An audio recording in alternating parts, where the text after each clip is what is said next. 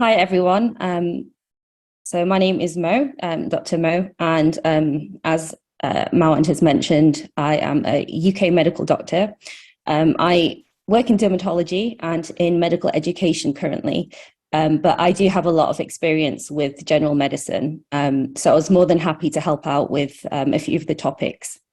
I hope everyone can hear me clearly. If you can't, can you please let me know now? Is that okay? Okay, great. So I will make some time for questions at the end. But if there is anything in the meantime that you don't quite understand, then please do, do a thumbs up or something so that I can address those as we go along. So these are the things that we're going to cover today in today's pneumonia lecture. So it's just an overview, basically, of all the things that you need to know. Firstly, starting off with some definitions. So anything with itis on the end means inflammation. So pneumonitis is a general term which refers to the inflammation of lung tissue. Pneumonia, on the other hand, is a type of pneumonitis, but more specifically, it's a type that's caused by infection. And some people say that in the definition, it should be associated with radiological shadowing as well. So you can see that there's over here, you can see it's more white or opaque than the rest of the lung, which is normally filled with air. So it should be more lucent or black. And if I just move this, and you can see on the second chest X-ray here as well that as I say, the normal lung should be nice and dark, but there are some patchy areas of white opacity, which again you would have to look at the history and the examination. But if everything fit together, then you could diagnose that person with pneumonia. But some people. Sorry, was that? I thought I heard an echo.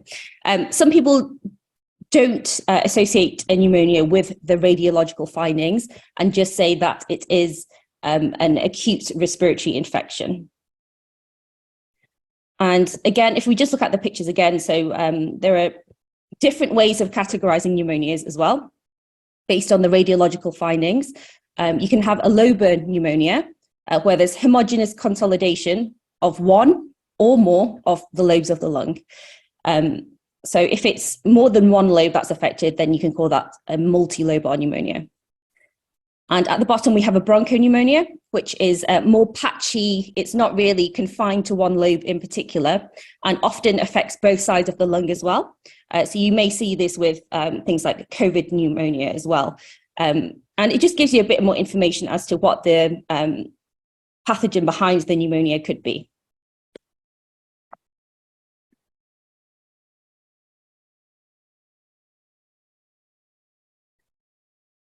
Okay.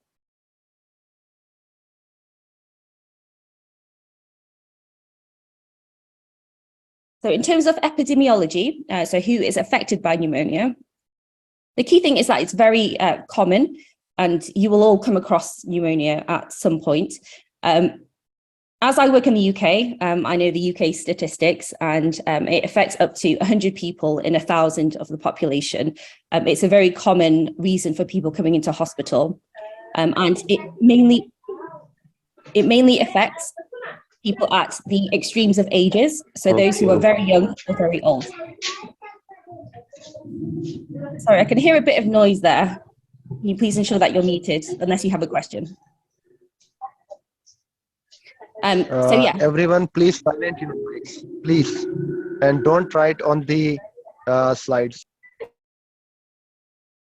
Thank you. So the people at most risk are the young and the old, and according to the WHO statistics, pneumonia does account for 14% of all deaths of children under 5 years old. Sorry, I think I skipped a slide. Let me just go back. Yes, in addition to the radiological definitions of pneumonia, we also classify it based on where the pathogen was encountered. So Community-acquired pneumonia, or CAP, is pneumonia that has been acquired in the community and accounts for most cases. And this will differ, the pathogens causing it will differ from the other types of pneumonia, such as hospital-acquired pneumonia, or HAP. And this is defined as pneumonia contracted by a patient after 48 hours of hospital or healthcare facility admission.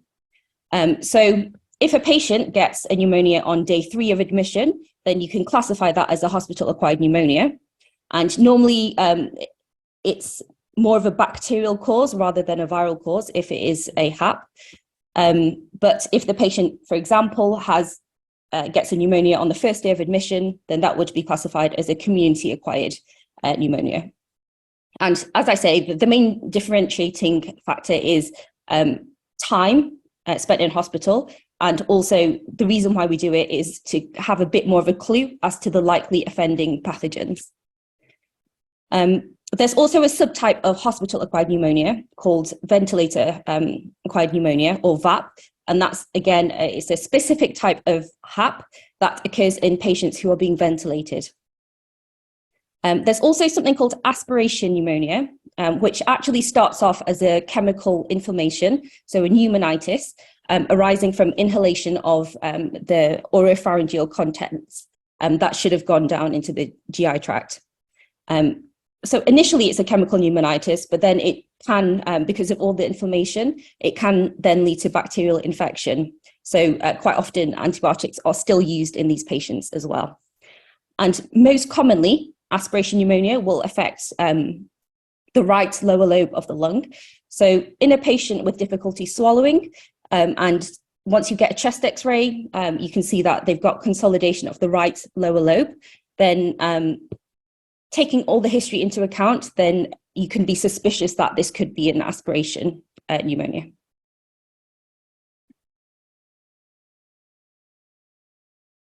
Sorry, I'm just having some trouble flicking to the next slide. There we go.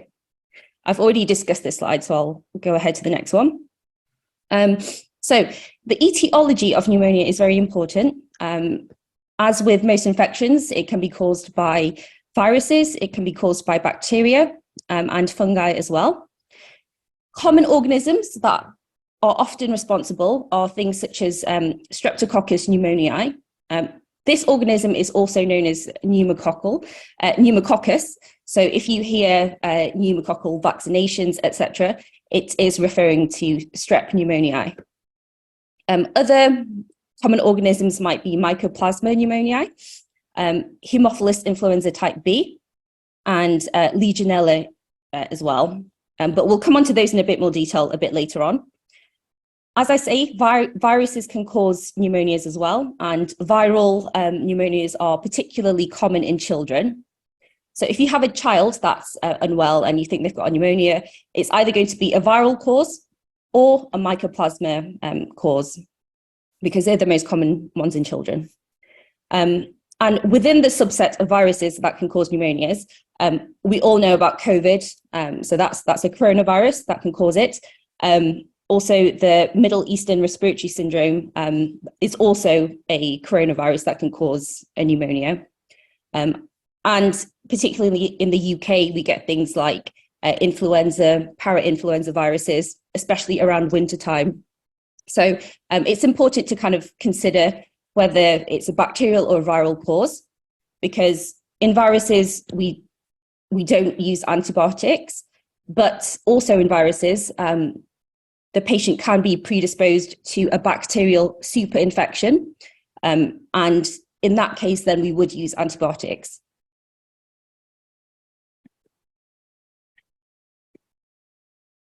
Risk factors for pneumonia include smoking, alcohol use, heavy alcohol use, glucocorticoid or steroid therapy, because steroids do have an immunosuppressive effect.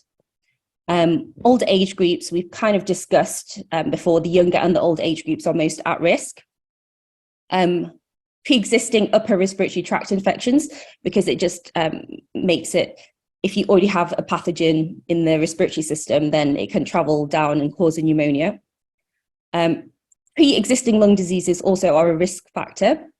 So things such as asthma, chronic bronchitis, bronchiectasis, and things such as cystic fibrosis that leads to bronchiectasis are all risk factors. And obviously, those are just a few examples.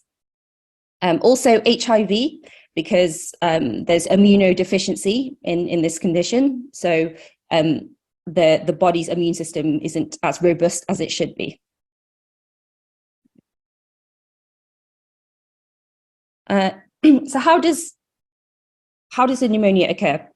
Well, basically, as I'm sure you know, there are many host defense systems in place, such as in your nose, in your nostrils, you have hairs that help to keep pathogens away, and all throughout your body, you have macrophages and cells that work for an immunity purpose. So when a pathogen normally enters the respiratory tract, normally these are adequate enough. The systems that we have in place are adequate to not make us ill. However, sometimes, for example, if we are immunosuppressed or if we're on certain medication, etc., then the pathogens can bypass all of the normal defense mechanisms and travel into the lungs, where it causes inflammation and infection. And the normally air-filled alveoli of the lungs then become filled with inflammatory infiltrate, which then reduces the capacity of the lung to exchange gas. And so it becomes difficult for the patient to breathe. And the patient typically does start coughing up mucus as well, because it's just the stuff that's in the air spaces. And ultimately, this is what causes the pneumonia. So I just want to make it clear that it's normally the alveoli in the lungs that are being clogged up with pus and inflammatory cells, and it's not generally the lining or the pleura of the lung. If that's the case, we call that an empyema. Okay. So how does a pneumonia present? Well, it normally presents as an acute illness, particularly if the cause is a bacterial cause. Normally, it depends on what pathogen is causing the pneumonia, but it's quite common in bacterial causes to get systemic features. And what I mean by that is that the whole body is affected. So the patient might have high fevers, they might have rigors or shaking due to having a high temperature. They might be shivering, feel generally unwell. If they're elderly, they may be confused and delirious with loss of the normal sleep-wake cycle. And people can get anorexia as well. And in this context, that just means loss of appetite. More specifically, pertaining to the actual respiratory system or the lungs, patients will have a cough, which may be accompanied by small amounts of blood as well, which is hemoptysis. They may find that they are producing sputum, such as shown in these images here. And normally in pneumonia, you would expect mucopurulent or purulent sputum. So you can see kind of pus in each of them, but this one is a bit more serous. It's a bit more kind of see-through, whereas this one is more of a homogeneous pus. And as I say, that can also, you can have small amounts of blood in there as well. The patient also, because as we discussed, the alveoli, which are normally full of air, are now being filled with pus and inflammatory material. So the patient will be short of breath, and they can also have chest pain, which is typically a pleuritic type pain. And what I mean by that is normally it's worse when they take a deep breath in, and it feels like a localized sharp pain as though they're being stabbed with a knife. So I said that we'd come back to some of the organisms that can cause a pneumonia. So the typical bacterial organisms that we think of, I've mentioned that pneumococcus or streptococcus pneumoniae is the most common cause overall across all age groups. It causes an acute illness, and the patient's usually unwell, feverish, and has chest pain. They may also have hemoptysis, so blood in their sputum. Typically, this is kind of an exam question, but typically the sputum is rusty in color, so reddish. And they may also have herpes labialis, which is what this picture shows here, like cold sores. And it's important to note that symptoms may be non-specific in the elderly. So as I said before, it's more of they are generally unwell, they are confused, they aren't sleeping as they normally do, they aren't eating as much as they normally do. So in elderly people, we need to have a high index of suspicion that they could have an infection, and listen to the chest, get chest x-rays to find out where the source of the infection is, because it could well be a pneumonia. Also, we're going to talk a little bit about Staphylococcus aureus. So this normally causes quite a severe pneumonia with lung cavitation and abscess formation. And it's commonly seen after an influenza infection. So there's normally the viral illness and viral pneumonia, and then it can be a secondary bacterial infection with Staph aureus. Also, in people who have pre-existing lung diseases and who are immunocompromised, so people with things like chronic obstructive pulmonary disease or COPD, a pathogen that's quite common in this subset of patients is Haemophilus influenzae, and people in the UK are vaccinated against Hib, or Haemophilus influenza type B, but it is a likely causative organism in people with pre-existing lung disease. So the ones that we've just discussed are more of the typical type organisms, and it's kind of a traditional thing that we type the organisms by typical and atypical bacteria. It doesn't actually tell us how common the organisms are at causing pneumonia, but rather it tells us that the bacteria historically could not be cultured using the standard methods. And normally in atypical organisms, they cause a pneumonia where constitutional systems or generic systems often predominate over the respiratory findings. So they don't, the actual pneumonia itself will present in slightly more atypical ways. So examples of atypical organisms would be mycoplasma, which is, as I said, viral causes and mycoplasma are very common in children. So the commonest in younger people. For the majority of cases, it causes quite a mild pneumonia. And sometimes people call it a walking pneumonia because the patient is still well enough to get up, walk around, and they don't necessarily need to be admitted into hospital. However, that doesn't mean that there are no patients in hospital with a severe infection, because people do get hospitalized with mycoplasma. It just means that most people are not. In the UK, it occurs in epidemics every 4 years or so. And this type of pneumonia is commonly, not always, but it is commonly associated with extra pulmonary manifestations. So the illness is not just confined to the lungs, but people can get neurological symptoms such as encephalitis, which may present with confusion, even coma, hepatic problems, cardiac problems, polyarthritis, so pain in a lot of the joints, and also rashes as well, such as erythema multiforme. So it's associated with a lot of other things outside of the lungs, which may confuse the matter when you're trying to reach a diagnosis. And then we also have Legionella, which is called Legionnaire's disease.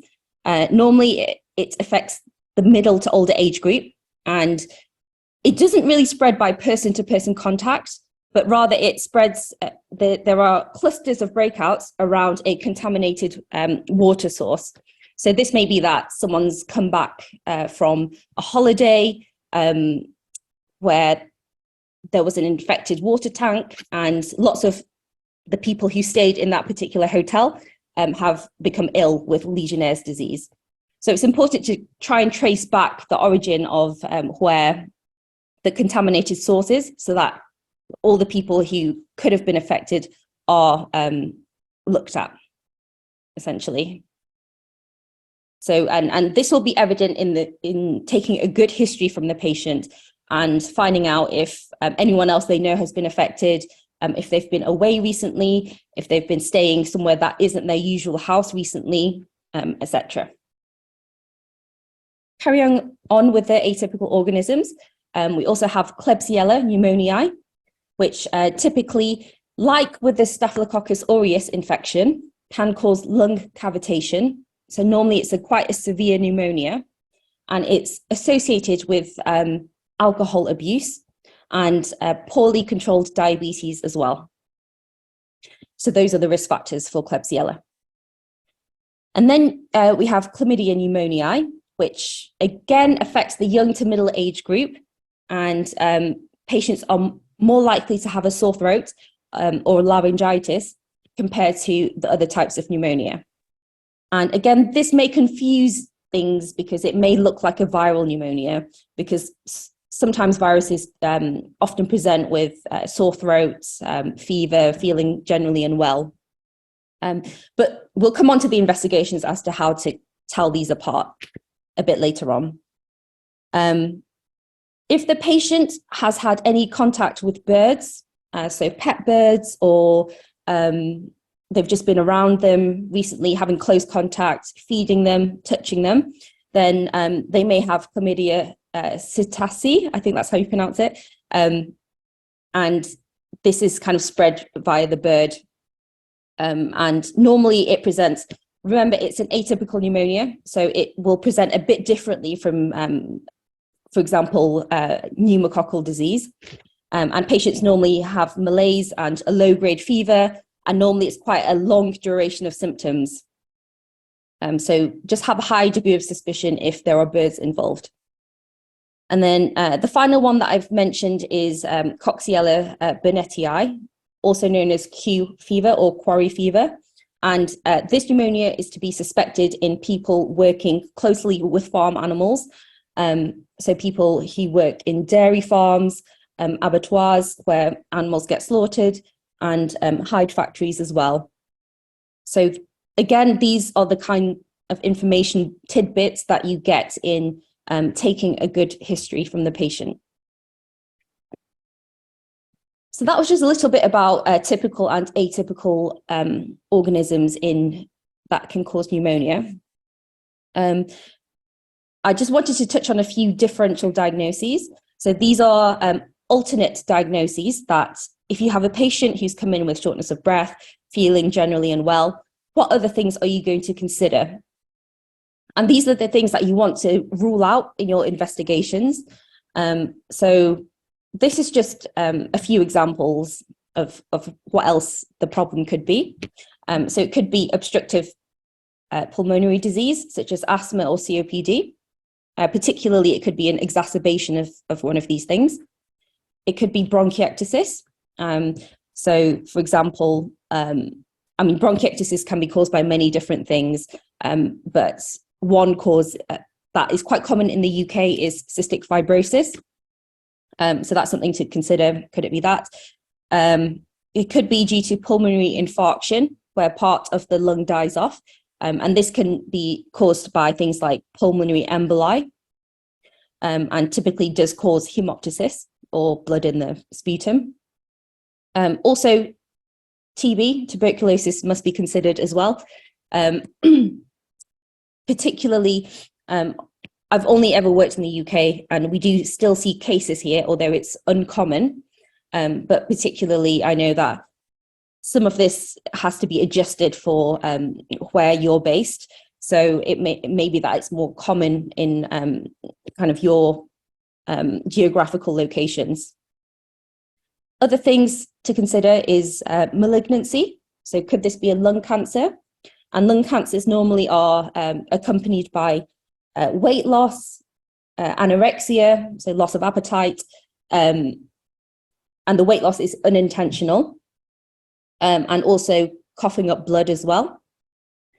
Could be due to another differential diagnosis is that the shortness of breath could be due to interstitial lung diseases. And that's a whole new topic in itself, but essentially that it's a term to describe a whole range of different lung conditions that can cause fibrosis of the lung and progressive shortness of breath. And also the shortness of breath could be due to pulmonary edema, so part of heart failure.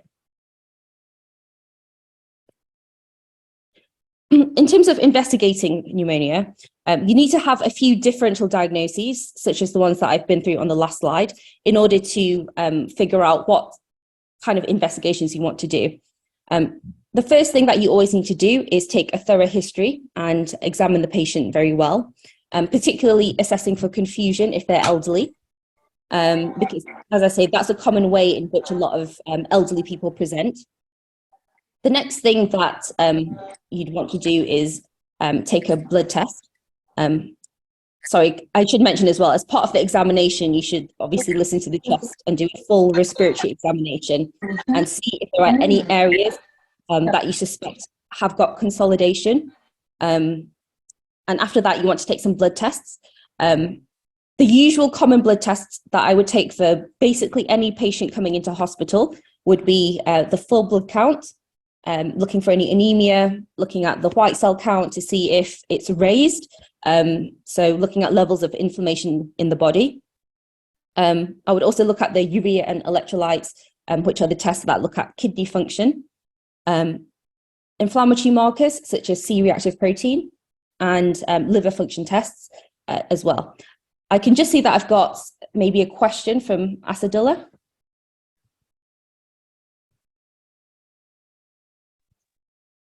Timo, I'm collecting the questions, and we said that in order to not disturb your flow, we will ask them at the end. So you can just proceed with the questions, and I've noted them down, and then we'll go through them chronologically at the end if you agree. Sure. Okay, that sounds good. Okay, so I was just going through the blood test that I would normally take in a pneumonia patient or a patient suspected of having a pneumonia. So there are the routine bloods that I've mentioned. Depending on how unwell the patient is, I would also consider doing an arterial blood gas, which would tell me what the oxygenation is like for the patient, particularly someone who is very, very short of breath and needs supplemental oxygen via a mask or a nasal cannula. I would check to see what the oxygen levels were, what the pH was as well, and depending on if they've got any background lung diseases, looking at the carbon dioxide level as well. And if they are having high temperatures, I would want to take some blood cultures to see if there is any septicemia, so any bacterial infection growing in the bloodstream. And then lastly, in terms of bloods, a viral serology would be useful so that you could try and figure out what the causative organism is in terms of what's actually causing the pneumonia. Next thing is if they have sputum or phlegm, then you want to send it off for analysis. So just to find out what kind of bacteria or pathogens are growing within the sputum sample and what kind of antibiotics that organism would be responsive to. Because in the world, we use antibiotics quite a lot and a lot of bacteria are becoming resistant. So you just want to check that if you are going to use an antibiotic, is it going to be actually affecting the bacteria? And these won't be back straight away. So you want to send them off and in the meantime, treat them empirically with antibiotics. But then once the sensitivities are back, then you can change antibiotics around if necessary. Another thing is taking a throat swab, a pharyngeal swab, that you can send off for this nucleic acid amplification test, which looks for viruses such as the coronavirus, COVID, or influenza, parainfluenza, etc. Urine tests are also quite useful. Number one, if you don't know, if you think someone's got an infection, but you don't know where it's coming from, such as in an elderly confused patient who has high temperatures, it's worth sending off a urine sample just to see if there's a urine infection, firstly. But secondly, in the context of a pneumonia, you can look for pneumococcal and Legionella antigens in the urine. And as we said, pneumococcus is the most common cause of pneumonia. So I would like to send these off as well and just make sure that, again, it's just for kind of knowing which antibiotics to use. And that's why you want to try and figure out what the organism actually is. Next thing is a chest X-ray. So actually visualizing the thorax and seeing if there is any evidence of consolidation. And that's normally sufficient, but if there is any ambiguity or you're not sure if there are any complications, then you may also want to do a CT scan of the chest. So if there's an empyema, which is the infection within the pleural cavity, or any abscesses, etc. Because as we said, certain organisms are more likely to cause abscesses within the lung, then a CT would visualize things better than a chest X-ray. And lastly, I would do an ECG just to check if the heart rate is, if the patient is in a sinus tachycardia due to infection, or if they've, because one of the complications of pneumonia is that it can precipitate atrial fibrillation, which I'm sure you'll learn about in a different lecture. So it's just to check that the heart rhythm is normal.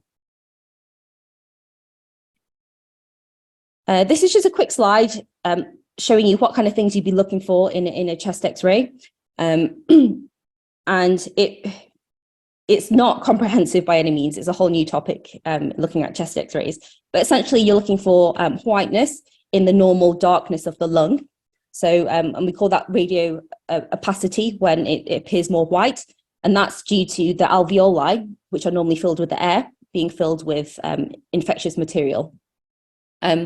Secondly, you might look for an air bronchogram, which is shown in this picture here. And that's when, on top of all of the white consolidation, you can see the normal air-filled bronchi, and that's called an air bronchogram, and tells you that there's likely a consolidation going on. And the last thing you look for is just following the normal outlines of the heart, aorta, etc. Because if the border is not very sharp, then it could indicate that there is a bit of consolidation going on in that area. Curb 65 is a tool that we certainly use in the UK, and I think in other countries as well, to determine the severity of a community-acquired pneumonia and the need for hospital admission. So basically, Curb 64 stands for confusion, urea, which we work in millimoles per litre in the UK, so it's greater than 7, a respiratory rate of greater than 30 in a minute, and a blood pressure, which is effectively low. So systolic blood pressure of less than 90, or a diastolic blood pressure of less than 60. So that's the curb component. And then in terms of the 65 number, it's just if the patient is over 65 years of age or not. Each of these points, so CURB 65, will score 1 point if it's present. And if it's not present, you don't score. So then with the final score, if it's 0 or 1, then normally the patient can be treated at home with some oral antibiotics. If it's 2, then there's intermediate risk. So you can consider hospital-based treatment. And there are a few different ways. This is more to do with the UK structure, so I won't go into it in too much detail. But essentially, it's kind of mid-risk. So you might give them oral and keep a close eye on them in hospital, or you may give them intravenous antibiotics. But if there's 3 or more of the Curb 65 criteria that are present, then you would manage this person as having a severe pneumonia. and you would have a high alert for whether they might need some more intensive care input, like intubation or whatever the case may be, if they need more specialized input. So that's kind of it helps to stratify risk, and also based on that, it tells you where you can manage the patient appropriately. In terms of management, we always use ABCDE approach for acutely unwell patients. I wasn't sure if you are aware of this or not, so apologies if you are, but I thought I'd include it anyway. So ABCDE, for any acute patient, you have to check things in this order. So the first thing to check is the airway, to make sure that there's actually good air entry. So that's the first thing. Second thing is breathing. So you want to check for oxygen levels, take an arterial blood gas at this stage if necessary, arrange a chest x-ray, have a listen to the chest, etc. And the key thing about the breathing for pneumonia is making sure that the patient is given adequate oxygen if they need it, but not to over-oxygenate them, because having too much oxygen is also dangerous because it can release free radicals. So we normally use, as kind of a guideline, we aim for oxygen levels of 88 to 92%. If the patient has any chronic lung disease, that means they retain carbon dioxide. Or if they have normal lungs and normal carbon dioxide levels on the arterial blood gas, then we'll aim for them to have a saturation of 94 to 98%. So then once you're satisfied that airway and breathing, you've dealt with that, you would then move on to the circulation. So looking to see if the patient is hypotensive. And on the CURB 65 score, that was one of the parameters for them having, it would score a point if they had a low blood pressure. So you want to fix that by giving them intravenous fluids to bring up the blood pressure. And at this stage, you can also assess the need for whether they need a urinary catheter. And the reason for this would be to help you work out the fluid balance, to make sure that you know how much is coming out and how much you're putting in, so you can try and balance each, the two out. Also, if they have quite severe pneumonia and they're not responding to fluids, despite the fact that you keep giving lots, they would need, again, more specialized intensive care input. So that would also be something to keep an eye on.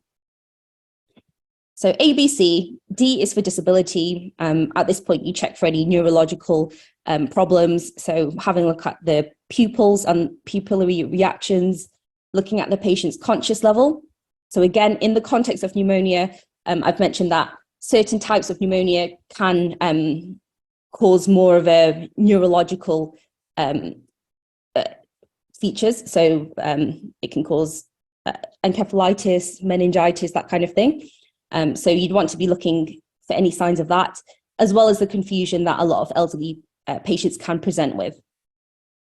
And then E is for exposure.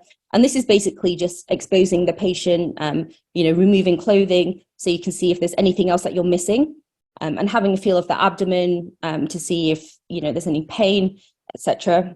And again, some of the atypical pneumonias, such as mycoplasma, do actually give the patient rashes. So that's why it would be important, even in the context of pneumonia, to check for all these things. So that's the kind of acute first thing that you would do, particularly if someone is acutely unwell, is to do ABCDE. The next thing is, as I've said, calculating the CURB 65 score, so that you have a bit more of an idea as to how severe the infection is. And then obviously, because it's an infection, if the likely etiology is a bacteria, then you can start antibiotics.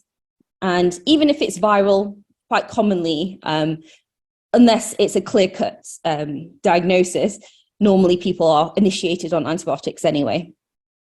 That's how it is in the UK anyway. So again, you're guided whether it's oral or intravenous by how severe the infection is. And normally the choice of antibiotic is guided by microbiological sensitivities. And in each area of the UK, we have our own formulary that tells us which antibiotics to use in which infections, because it's guided by local drug resistance, etc. But I have given you a few examples of things that we might use.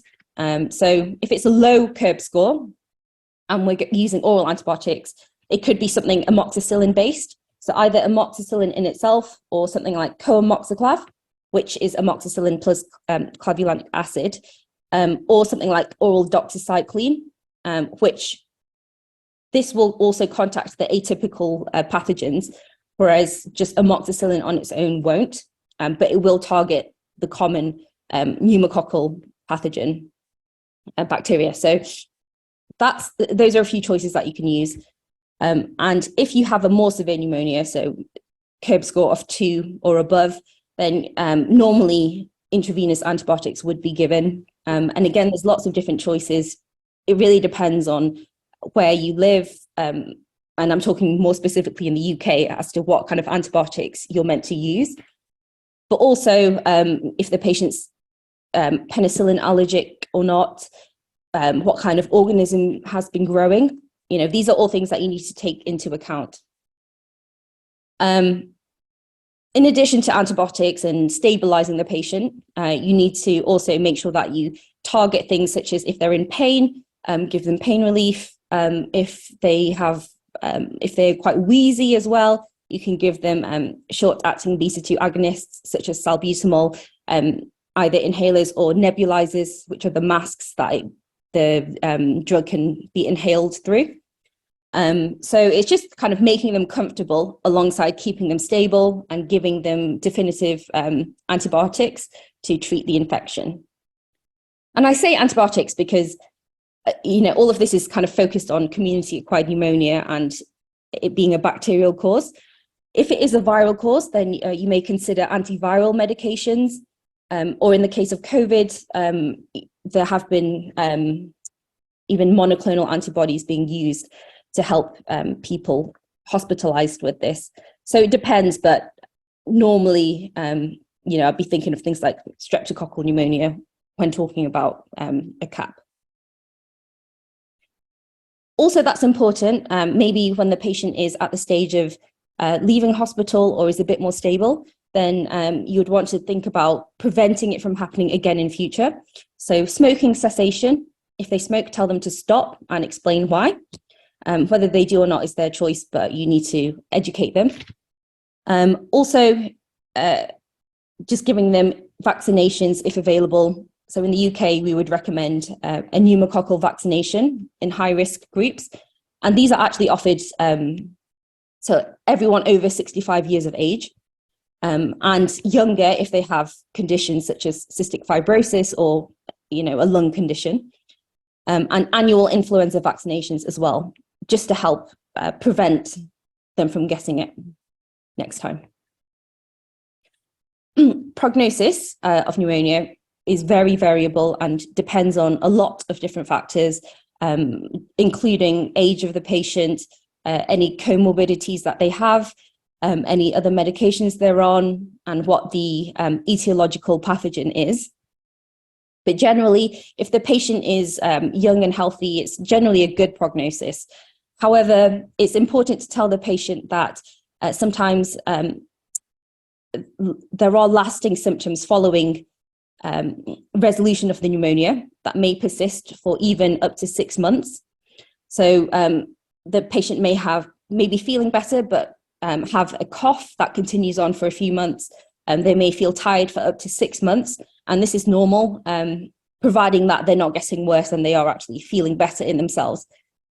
And also, don't take a chest x-ray again before about 6 to 12 weeks after an episode of pneumonia, because the consolidation that you see radiologically can lag behind, again, clinical resolution of the pneumonia. And with a pneumonic infection, there are some complications you need to be aware of. I've divided them into acute and chronic.